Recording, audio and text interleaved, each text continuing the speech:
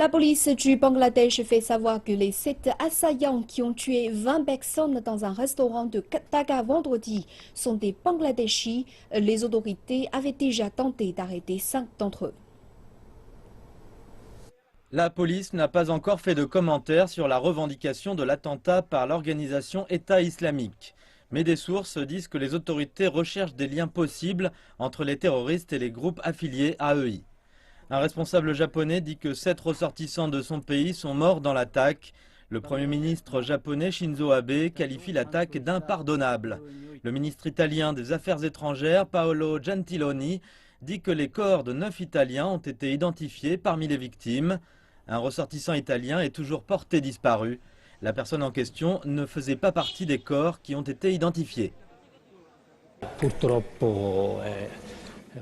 C'est une attaque terroriste grave, c'est un moment de peine et de recueillement, mais l'Italie a la force de répliquer avec unité parce que c'est une menace mondiale qui va de l'Afrique de l'Ouest à l'Asie du Sud-Est.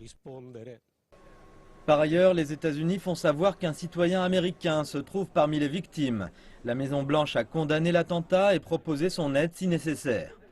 Des hommes armés ont investi un restaurant de luxe fréquenté par des expatriés de la zone diplomatique de Dhaka vendredi. 18 étrangers ont été tués.